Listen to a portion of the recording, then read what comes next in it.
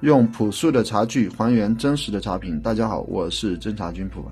今天又到了普文一个讲茶的时间，如何一眼看懂普洱茶的好坏。上一期视频讲的主要内容是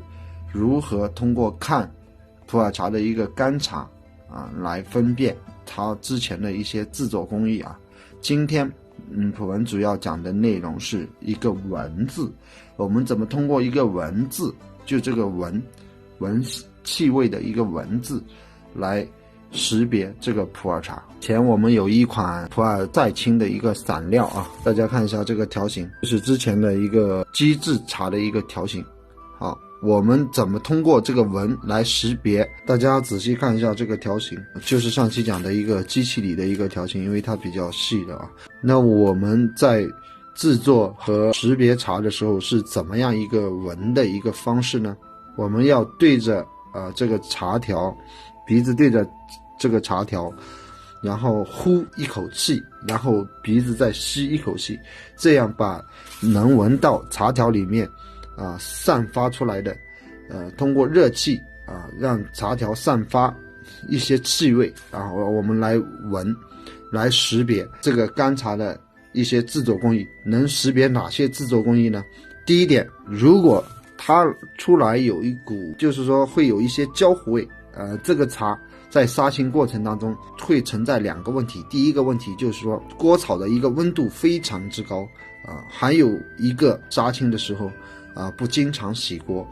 往往这种焦糊味最严重的是因为不经常洗锅，不是它的杀青温度过高造成的。然后第二点，香气一个香型，它是一个什么样的味道？比如说这个茶条能闻到一个蜜香味，我们可以回推它的工艺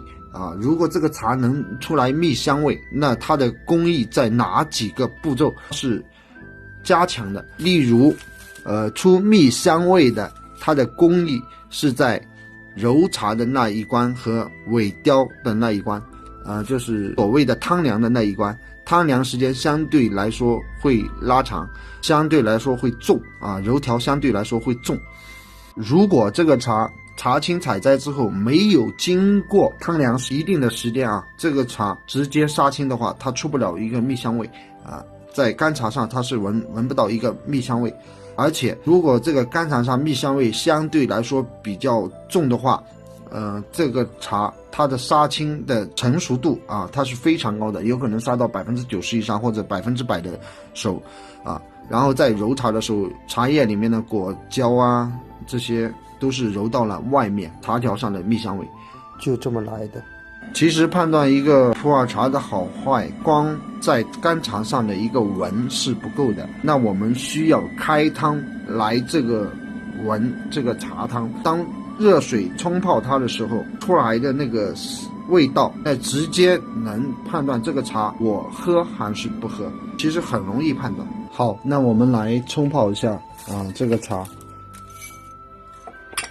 它能出什么样的味道，我们就能判断它是一个什么样类型的茶。我们不用喝，用闻用看就能明白这是一个什么样的茶。这是一个我们制作的人分享给大家的一个极其宝贵的一个事实和意见希望茶友们能看到，能记在自己的一个心里，能去做一些判断。如果喜欢普文的视频，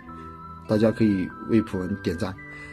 评论，有不了解的可以留言。好，我们出汤看一下。普文是以制作的角度为大家来讲解，大家看一下这个黑眼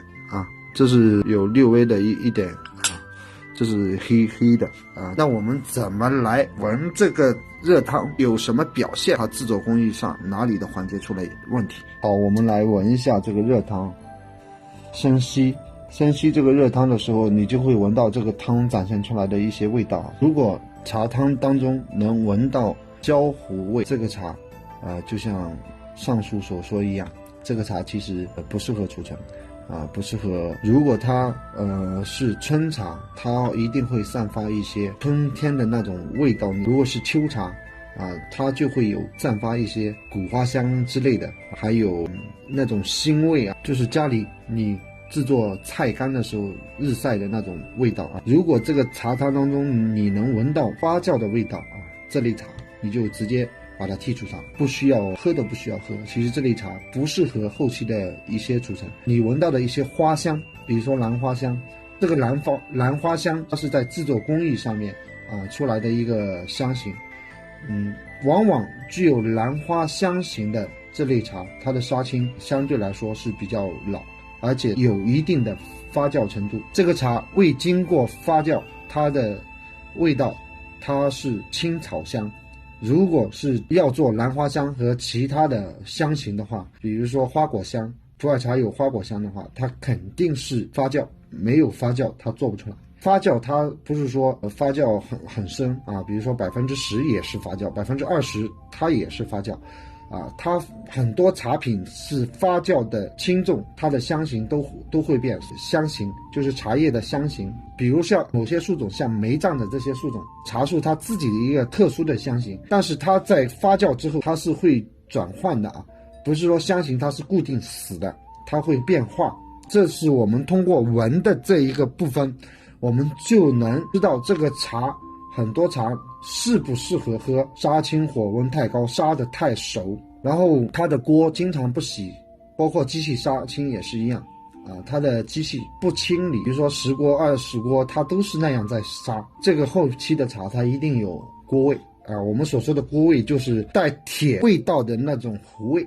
这叫锅味。我们现在把那个热汤倒了之后，我们再让这个杯冷却闻香的一个过程。这个冷杯香可以推理之前制作的几道工艺一个是杀青老嫩程度，还有一个它的揉茶还有一个就是摊凉。一般摊凉的时间短茶青里面的含水率高，它出这个杯香的几率相对来说会少，但是在后期杀青可以弥补汤凉的时间都说普洱茶是可以存的茶但是怎么样选择可以存的茶，其实这是一个很大的一个学问。比如说杀青过老的茶，揉茶过重的茶，越储存到3-5年之后，它的下降的速度是非常快，就是到后期是不利于存储的。这个茶蜜香味就很重而且这个茶的蜜香它挂的会非常持久。这就是我们为什么要去闻冷杯，闻它的蜜香。我们通过这些怎么去判断这个茶合不合适，能不能品，能储存存放，我们通过很多个环节来反推制作的一个工艺，然后再来判断这个茶。闻这个热茶条的香，能闻出来一些制作上的问题。如果它有发酵，它那个发酵的补味它立马就出来了